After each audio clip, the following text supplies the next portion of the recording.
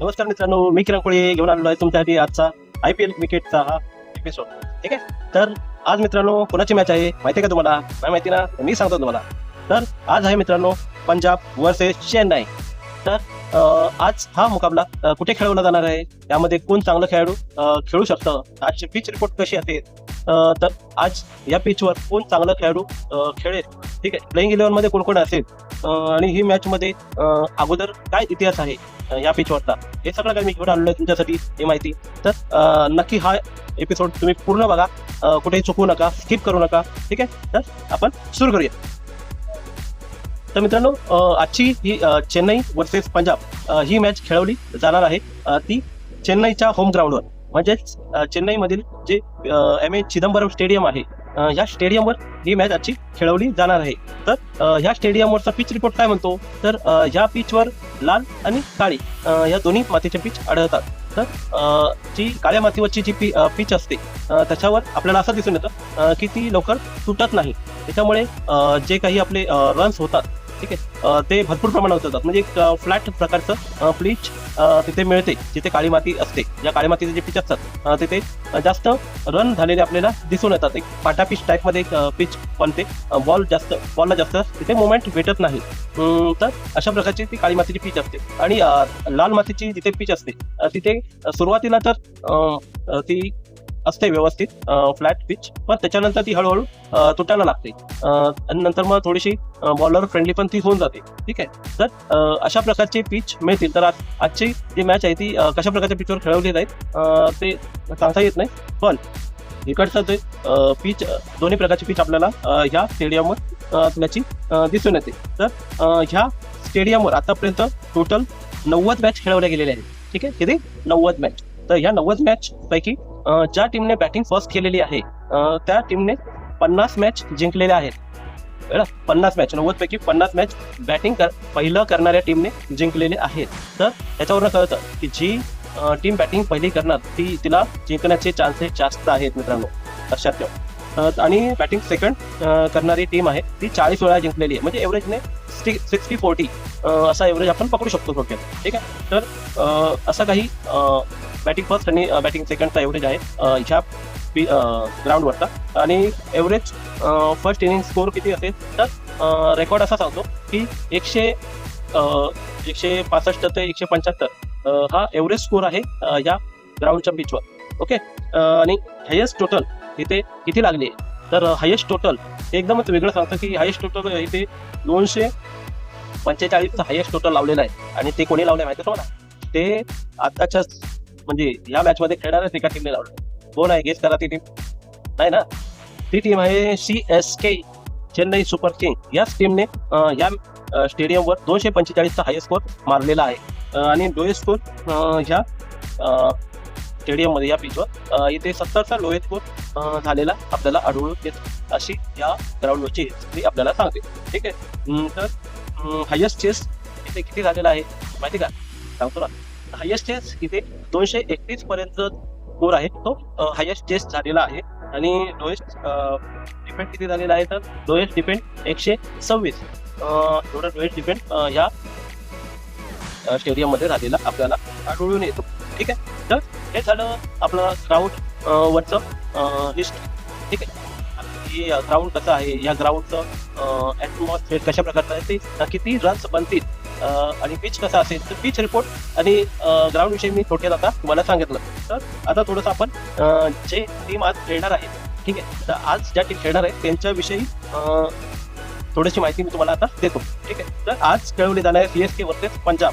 तर त्याच्यावर म्हणजे हेड टू हेड आतापर्यंत जवळजवळ CSK आणि पंजाबने 31 मॅच खेळलेल्या आहेत. 31 मॅच दोघांनी एकमेकांविरुद्ध खेळलेल्या आहेत. आणि त्याच्यामध्ये 15 मॅच CSK जिंकलेले आणि 15 मॅच पंजाब जिंकलेले. म्हणजे दोघांचं पार्ट सेम आहे.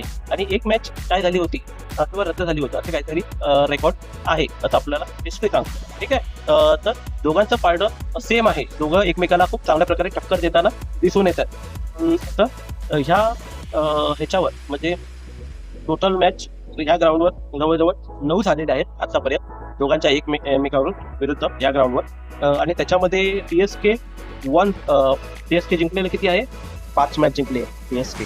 आणि पंजाब किती जिंकलेले दिसून येत आहे, 3 मॅच पंजाब जिंकलेले दिसून येत आहे या ग्राउंडवर. म्हणजे ह्या ग्राउंडवरचं रेकॉर्ड असं सांगतोय आपल्याला की इथे CSK ही वरचढ आहे पंजाबपेक्षा. तर हे त्यांचं होम ग्राउंड आहेच, पण त्याबरोबर त्यांचा रेकॉर्डही सांगतोय की हे इथं म्हणजे कुठल्याही अंकामध्ये ह्या मॅच मध्ये म्हणजे या टीम सोबत जी मॅच आता ज्यांच्यावर खेळले पंजाब त्यांच्यासमोर CSK ही वरचढ असणार आहे या मॅच मध्ये, कारण त्यांचा रेकॉर्डही तसाच बोलतोय. ठीक आहे. तर पण मित्रांनो, हे क्रिकेट आहे की नाही? तर क्रिकेट असा आहे खेळ ज्याच्यामध्ये म्हणतात ना सगळेच प्रेडिक्शन आहेत फेल. तर हेच काही जे वाक्य आहे ते रोज नव्याने लागू पडतं. म्हणजे जो प्रत्येक दिवस उगवतो ते नवीन नवीन हिस्ट्री क्रिएट करत असतो. त्यामुळे कोण कधी मॅच जिंकेल हे कोणीच प्रेडिक्ट करू शकत नाही. आम्ही फक्त जे हिस्ट्री असेल त्याच्या आधारावर कोण जिंकू शकतं हे प्रेडिक्ट करू शकतो. पण जी टीम ज्या दिवशी आपल्या कर्माने खूप चांगली कामगिरी करून दाखवतं ती टीम नक्की जिंकते एवढं लक्षात ठेवा. आणि ते कर्म काय करायचं असतं, तर चांगली बॅटिंग, चांगली बॉलिंग आणि चांगली फिल्डिंग या 3 कर्मांनी मॅच जिंकता येते. तर आता आज बघावं लागेल कोणाचे कर्म कोणावर जास्त भारी पडतायत. ठीक आहे. तर ह्याच्या अगोदर आता IPL सुरुवात झाली आहे, तर त्यापासून इथे या IPLच्या 6 मॅच झालेल्या, ही 7वी मॅच आहे. तर या 7व्या मॅचमध्ये आपल्याला असं दिसून येतं की चेन्नई आणि पंजाबची मॅच आहे. तर चेन्नई वर्सेस पंजाबच्या मॅचमध्ये चेन्नई आपली पहिली मॅच ही हारून ह्या मॅचमध्ये खेळत आहे. तर पंजाब आपली पहिली मॅच जिंकलेली आहे. ठीक आहे. तर पंजाब वरचढ असलेली दिसून येते ह्या मॅचमध्ये. ठीक आहे. तर पंजाब एक मॅच जिंकून आलेली आहे, चेन्नई हारून आलेली आहे. तर ह्या पंजाब पण एवढी कन्व्हिन्सिंग जीत त्यांनी दर्शवली नव्हती, कारण गेल्या मॅचमध्ये पंजाबही म्हणजे रडत पडत अशी जिंकली होती. त्याचा फक्त एक खेळाडू जो कुपर कलोनी होता तो गेल्या मॅचमध्ये अफलातून खेळला. त्याने वन साईड मॅच काढून दिली. बाकीचे खेळाडू येत होते आणि जात होते. फक्त मॅचवर कोणीही टिकायला मागत नव्हतं, पण कुपर कलोनीने वन साईड ती मॅच काढून दाखवली होती आणि त्याच बेसवर त्यांना ती मॅच जिंकता आली. नाहीतर ती मॅच ते हारले सुद्धा असते. त्याच्यामुळे काही क्रिकेटमध्ये सांगू शकत नाही कोण काय करेल. तर आता आपण चेन्नई आणि पंजाबची जी प्लेइंग 11 काय असेल तर ती थोडक्यात मी तुम्हाला सांगतो, लक्ष देऊ नये. ठीक आहे. तर चेन्नईमध्ये आज कोण खेळेल? संजू सॅमसंग हा 2000 बॅट्समन आहे. आपण बघत चालू आहे या गेल्या वर्ल्ड कप पासून आपल्या इंडियन टीमला त्यांनी कसं पाडून दिलं. इंडियन टीमला फायनल आपण जिंकलो, त्याच्या मागे मोठं श्रेय आपलं संजू सॅमसंग यांना जातं. पण ह्या पहिल्या 2 मॅचमध्ये त्यांचं पहिला जी मॅच झाली आता एक त्याच्यामध्ये संजू सॅमसंग स्वस्त्यामध्ये आउट झालेले आपल्या दिसून येतात. तर काही गोष्ट नाही, सुरुवातीला कधी कधी अशा गोष्टी होतात, पण जसं IPL पुढे रंग त्याचा चढत आहे तसं संजू सॅमसंगही आपलं रंग दाखवेल अशी आशा आपल्या सगळ्यांना वाटते. ठीक आहे. तर संजू सॅमसंग हा ओपनिंग करेल चेन्नई सुपर किंग्सकडनं. ते विकेट किपिंगची भूमिकाही खूप चांगल्या प्रकारे संजू सॅमसंग निभवताना दिसतील आपल्याला चेन्नईकडून. तर आणि संजू सॅमसंग बरोबर ओपनिंगला दुसरे कोण येतील, तर ऋतुराज गायकवाड हे या टीमचे कॅप्टन असताना आपल्याला दिसतील. ठीक आहे. सध्या आपले धोनी साहेब नाही आहेत आणि त्यांनी मागेच कॅप्टनशिपचा राजीनामा सुद्धा दिला होता. त्याच्यानंतर ऋतुराज गायकवाड या टीमची धुरा सांभाळताना आपल्याला दिसून येत आहेत. ठीक आहे. पण धोनी असतानाचे पाठबळ संघाला मिळत असते, ते थोडंसं कमी असताना त्यांची उणीव धोनीच्या अब्सेन्समध्ये आपल्याला या संघामध्ये जाणवून येत आहे. तर तिसऱ्या क्रमांकावर कोण येईल, तर आयुष मात्रे हा नवोदित यंगेस्ट खेळाडू आपल्याला तिसऱ्या क्रमांकावर येताना दिसेल. हा धुवाधार फटकेबाज आहे. बॉलला चौके छक्के मारण्यावर विश्वास ठेवतो. खूप चांगल्या प्रकारे हा बॅटिंग करताना आपल्याला पिचवर दिसत असतो. पण पहिल्या मॅचमध्ये हा सुद्धा स्वस्तात आउट झालेला आपल्याला दिसून आलाय. तर हा खेळाडू कदाचित ओपनिंगला पण येऊ शकतो. ते डिपेंड आहे ऋतुराज गायकवाड की ते ओपनिंग करतात की आयुष मात्रेला ओपनिंगला पाठवतात. माझ्या मते ओपनिंगला त्यांनी आयुष मात्रेला पाठवावं, कारण हा खेळाडू खूप चांगल्या प्रकारे ओपनिंग करून देऊ शकतो. मागे त्याला पाठवण्यात काहीच हे नाही, रस नाही. ठीक आहे. तर आयुष मात्रे तिसऱ्या किंवा पहिल्या दुसऱ्या क्रमांकावर खेळण्यासाठी येऊ शकतो. त्याच्यानंतर चौथ्या क्रमांकावर मॅथ्यू शॉट हाही एकदम धुवाधार फटकेबाज आहे. खूप चांगल्या प्रकारे बॉलला सीमापार घालवतो. ठीक आहे. तर त्याच्यानंतर कोण आहे, शिवम दुबे हा आपला ऑलराऊंडर खेळाडू आहे. तो बॉलिंगही करतो आणि बॅटिंगही करतो. खडे स्पिनरला छक्के मारण्याचे दमखम हा खेळाडू ठेवतो. ठीक आहे. आणि आजची पिचही काहीशी बॅटिंग फ्रेंडली असेल असं वाटतं मला. जवळजवळ 175 ते 200च्या आसपास स्कोर नक्कीच होईल या पिचवर. पण बॅट्समन यांनी टिकाव धरून खेळला तर ठीक आहे. नाहीतर सुरुवातीला विकेट पडल्या तर परत तेच रणगाणं 160-70 पर्यंतच टीम गुंडाळू शकते. ठीक आहे. तर हे झालं मॅथ्यू शॉट. त्याच्यानंतर शिवम दुबे खूप चांगले मोठे मोठे छक्के मारतो हा खेळाडू, पण टिकून खेळला तर ठीक. त्याच्यानंतर कार्तिक शर्मा हे नवीन बॅट्समन बॉलर आहेत ठीक आहे. जेमी ओव्हर्टन या खेळाडूने आपल्याला गेल्या मॅचमध्ये दाखवून दिलं की हा बॉलिंग सोबत बॅटिंगही चांगला करू शकतो. हा खेळाडू ओव्हर्टन हा बॉलिंग चांगली करतो, त्याच्याबरोबर बॅटिंगही खालच्या तळाला येऊन चांगली करतो. गेल्या मॅचमध्ये त्याने म्हणजे शेवटी येऊन जो आपला स्कोर होता की वाटत पण नव्हतं की चेन्नई 100 पार करेल, पण ह्याच्या बॅटिंगचं जोरावर जे काही ह्याने 25-30 रन मारले गेल्या मॅचमध्ये त्याच्या आधारावर चेन्नई 120-25 स्कोरवर पोहोचू शकली. ठीक आहे. तर जेमी ओव्हर्टन ही खूप मोलाचा खेळाडू आहे चेन्नईचा. त्याच्याबरोबर नूर अहमद मी बोललो होतो की ह्यांची बॉलिंग चाली तर खूप चांगली झाली, नाहीतर मग काही सांगू शकत नाही. कारण ह्याच्या अफगाणिस्तान कुठेतरी वर्ल्ड कपमध्ये कमी पडली होती, कारण त्यांचे बॉलरही खूप फटके खात होते. तर हा नूर अहमद अफगाणिस्तानचाच बॉलर आहे. ठीक आहे. तर बघावं लागेल या IPL मध्ये त्याचा परफॉर्मन्स कसा दिसतो. मॅट हेनरी चांगली बॉलिंग करतो आणि आपल्या जसं IPL पुढे जात तसं आपल्याला त्याचा परफॉर्मन्स चांगला होताना नक्की दिसेल. त्याच्यानंतर अंशुल कंबोजने सुद्धा गेल्या मॅचमध्ये दाखवलं की त्याचा जो रोल आहे तो चांगल्या प्रकारे निभावू शकतो. त्याने 2 विकेट घेतले होते गेल्या मॅचमध्ये, तर ह्याही मॅचमध्ये खूप चांगली कामगिरी करून दाखवण्याचं दमखम त्याच्यामध्ये आहे. त्याच्यानंतर आहे खलील अहमद ह्याने लिडिंग करून विकेट काढण्याची गरज आहे समोरच्या टीमला आपल्या बॉलिंगने, कारण हा लेफ्ट आर्म फास्ट बॉलर आहे. तर हा समोरच्या बॅटर्सला चकवू शकतो. लेफ्ट आर्म बॉलिंग खेळणं सहसा जास्त बॅट्समन यांना जमत नाही. तर मित्रांनो लेफ्ट आर्म बॉलिंग खेळणे हे जास्त बॅट्समनला जमत नाही. तर खलील अहमद हा ही मोलाचा खेळाडू ठरू शकतो ह्या मॅचमध्ये. त्याच्यानंतर आहे सरफराज खान. बघावं लागेल सरफराज खानला लवकर मोका मिळू शकतो की नाही मिळू शकतो ह्या मॅचमध्ये. सध्या आता हल्लीच मॅच म्हणजे IPL चालू झालं, तर सध्या तरी आता जी प्लेइंग 11 पहिली खेळवली गेली होती त्याच्यामध्ये कोणी जे कोणा दुखापत झाली असेल तरच सरफराज खानला लवकर मोका मिळेल, अथवा सरफराज खानला थोडासा वेळ काढावा लागेल प्लेइंग 11 मध्ये खेळण्यासाठी. तोही चांगला बॅट्समन आहे, पण बघावं लागेल की त्याला कधी प्लेइंग 11 मध्ये जागा मिळते. प्लेइंग 11 मध्ये जागा मिळाल्याच नक्कीच सरफराज खान चांगली कामगिरी करताना आपल्याला दिसू शकतो. तर ही झाली चेन्नईची प्लेइंग 11. ठीक आहे. तर आता मित्रांनो मी पंजाबच्या प्लेइंग 11 विषयी तुम्हाला माहिती देतो. तर पंजाबची प्लेइंग 11 मध्ये प्रभसिमरन सिंग हा ओपनिंगला येतो आणि खूप चांगली बॅटिंग म्हणजे समजून सुरुवातीला सावध प्रकारे बॅटिंगची सुरुवात करतो. सुरुवातीला जास्त मारण्यावर विश्वास ठेवत नाही, सुरुवातीला टिकून खेळण्याचा प्रयत्न करतो. एकदा टिकला की नंतर मग मोठे रन्स हा बनवून देतो त्यांच्या टीम. तर प्रभसिमरन सिंग हा बॅटिंग करतो, ओपनिंग करतो, आणि त्याचबरोबर पंजाब प्लेइंग 11 मध्ये हा विकेट किपरची भूमिका सुद्धा ही निभावतो. ठीक. त्याच्यानंतर कोण येतो तर कुपर कोनोरी हा सेकंडला येऊ शकतो किंवा वन डाऊनही येऊ शकतो. ठीक आहे. कुपर कोनोरीने आपल्याला गेल्या मॅचमध्ये दाखवून दिलंच आहे की तो किती चांगल्या प्रकारची खेळी करतो, आणि गेल्या मॅचमध्ये ताबडतोब खेळी करताना त्याने जवळजवळ कमी बॉलमध्ये जास्त रन म्हणजे जवळजवळ 30 बॉलमध्ये 65 ते 70 रन बनवून त्याने दाखवले होते गेल्या मॅचमध्ये. अशा प्रकारची त्याची खेळी. तर ह्या मॅचमध्येही तो अशाच प्रकारची काहीशी भूमिका निभवताना आपल्याला पंजाबकडनं दिसून येईल. आपला तो खेळाडू आहे, मला जास्त माहिती नव्हतं, पण गेल्या मॅचमध्ये त्याचा तोरा बघितला त्यापासून आपण फॅन झालो त्याचे. कुपर कोहली खूप चांगल्या प्रकारे खेळला आणि आजच्या मॅचमध्येही त्याचा खेळ बघण्यालायक असेल. नक्कीच बघूया आपण त्याची बॅटिंग. ठीक आहे. तर त्याच्यानंतर कोण येतं तर आपले पंजाबचे कॅप्टन, त्याच्यानंतर येतात श्रेयस अय्यर. ह्यांना सुद्धा दम लावून खेळावं लागेल मॅचमध्ये. ठीक आहे. असं नाही की कॅप्टन आहे म्हणून कसंही खेळत आहे. श्रेयस अय्यरचा परफॉर्मन्स इंटरनॅशनल मॅचमध्ये चांगला असतो, पण आता त्यांच्या खात्यावर पंजाबची पालखी दिलेली आहे, पंजाबच्या टीमची पालखी ही दिलेली आहे. तर त्यांना ती भूमिका ह्या 11 खेळाडूंना घेऊन चालवायची आहे.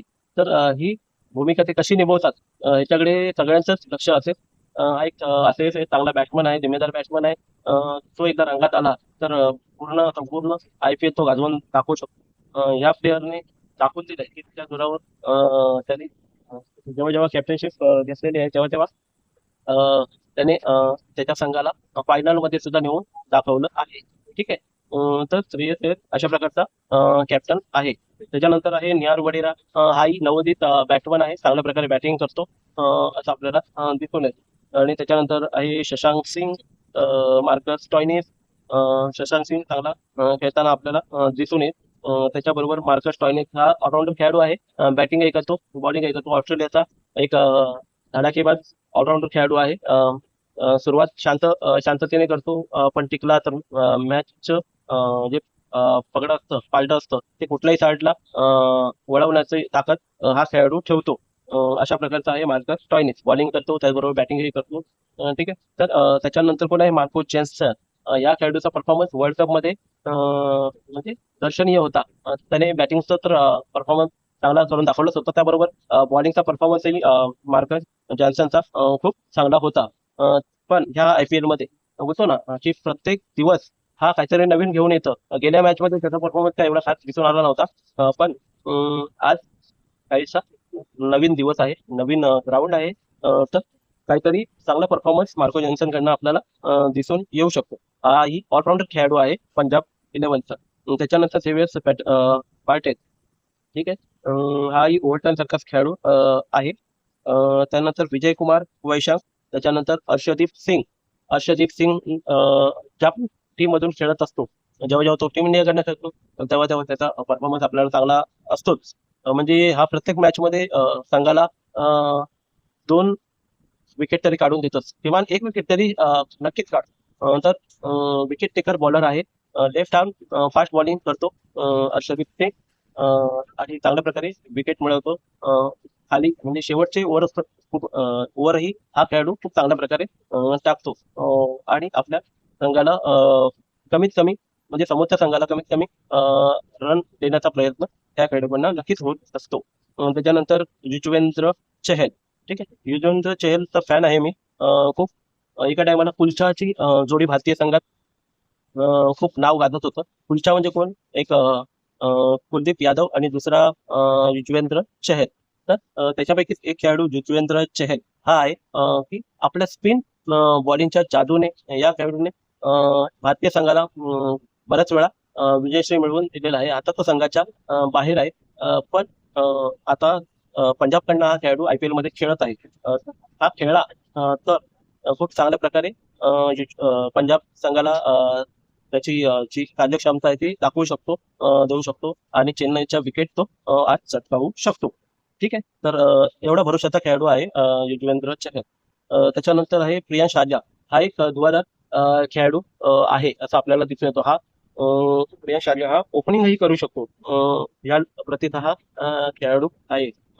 त्याला ओपनिंग नक्कीच करण्यासाठी मोटिवेट केलं पाहिजे, कारण हा सुरुवात खूप चांगल्या प्रकारे करून देऊ शकतो. त्याचे शॉट खूप चांगले असतात प्रियांश आर्याचे, पण आडवे तिडवे शॉट खेळण्याच्या नादामध्ये लवकर आउट होऊन बसतो. तर बॅटिंग मध्ये थोडस समजून थोडीशी बॅटिंग या बॅट्समॅनने केली पाहिजे प्रियांश आर्याची. बाकी त्याची बॉडी लँग्वेज आहे ती खूप चांगली आहे. आणि हा मोठे रन मारू शकतो, काय त्याच्यामध्ये ती कॅपॅसिटी दिसून येते. पण त्याने समजून आणि थोडस पिचवर टिकून खेळले तर त्याच्याकडनं तशी चांगली खेळी निघू शकते. ठीक आहे. तर अशा प्रकारचे आहे चेन्नई आणि पंजाब याचे प्लेइंग 11. तर मित्रांनो, काय वाटतं तुम्हाला आजच्या ह्या मॅच मध्ये, पंजाब आणि चेन्नईच्या मॅच मध्ये कोण वरचढ असेल? काय वाटतं तुम्हाला कोण जितेल? सगळेच खेळाडू चांगले खेळतात, पण दोन्ही संघामध्ये बघायला गेलं तर चेन्नईमध्ये संजू सॅमसन आहे, ऋतुराज गायकवाड आहे. ठीक आहे. यांची खेळी आपल्याला चांगली दिसून येते. त्यानंतर आयुष मात्रे कधी चालेल तर वाटत लावून टाकेल. त्याच्यानंतर शिवम दुबे खाली येऊन चांगली खेळी करतो. ओव्हरटनने दाखवूनच दिला आपल्याला गेल्या मॅच मध्ये तो कशी चांगली खेळी करू शकतो. ठीक आहे. तर अंशुल कंबोज हा आपल्या बॉलिंगच्या जोरावर समोरच्या संघाची पुंगी वाजवू शकतो. ठीक आहे. खलील अहमद हे दोघं जे फास्ट बॉलर आहेत ते पंजाबला कमी धावांमध्ये रोखण्यासाठी सज्ज आहे असं दिसून येत आहे. त्याच्यानंतर रविचंद्रन सिंग, कुपर कोहली, श्रेयस अय्यर हे सुरुवातीला येऊन कसे बॅटिंग करतात त्याच्यावर अवलंबून आहे की चेन्नईला ते हरवू शकतात की नाही हरवू शकत. कारण हे सुरुवातीचे 3 बॅट्समन आणि मधली त्यांची फळी थोडीशी मला कमजोर दिसून येते. पण त्यांची बॉलिंग खूप स्ट्रॉंग आहे पंजाबची. म्हणजे त्यांच्यापेक्षा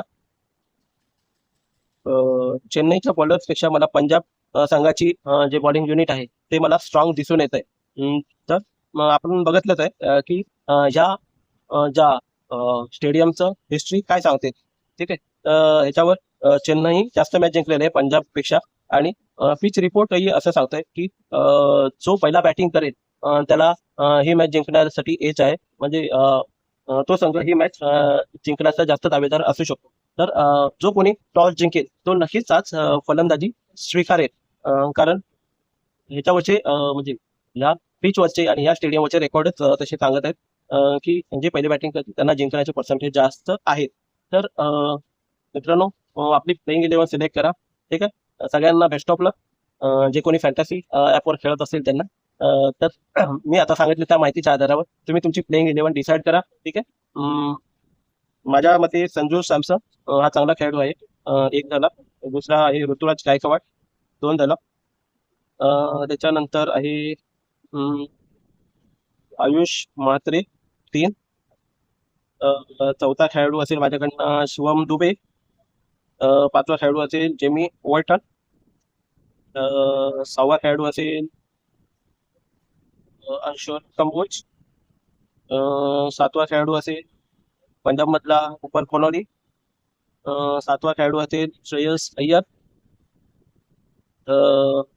8वा खेळाडू असेल मार्कस स्टॉयनिस. 9वा खेळाडू असेल मार्को जॅन्सन. आणि 10वा खेळाडू असेल हर्षदीप सिंग. 11वा खेळाडू असेल युजवेंद्र चहल. अशी माझी प्लेइंग 11 असेल मित्रांनो. तुमची प्लेइंग 11 काय असेल ते नक्की तुम्ही सांगू शकता, ठीक आहे. कमेंट्स करा, लाईक करा, शेअर करा, सबस्क्राईब करा. आपली ही जी फॅमिली आहे चकदा इंडियाची ती लवकरात लवकर वाढवण्याचा प्रयत्न करा. कारण फॅमिली जास्त असेल तेव्हाच जगण्यामध्ये मजा असते मित्रांनो. तर मलाही थोडंसं पाठबळ मिळेल तुमच्या सपोर्टने. तर तुमचे जे पण काही ग्रुप्स असतील मित्रांचे जे हे फॅन्टसी क्रिकेट खेळत असतील किंवा क्रिकेट विषयी जे आतुरतेने वाट बघत असतात की IPL कधी येत आहे, तर त्यांना हा आपला व्हिडिओ शेअर करा, ठीक आहे. तर पुन्हा पुढच्या मॅचसाठी परत भेटूया, ठीक आहे. आज एवढंच सांगून हा व्हिडिओ आता संपवतो. नमस्कार, थँक्यू, जय हिंद, जय महाराष्ट्र.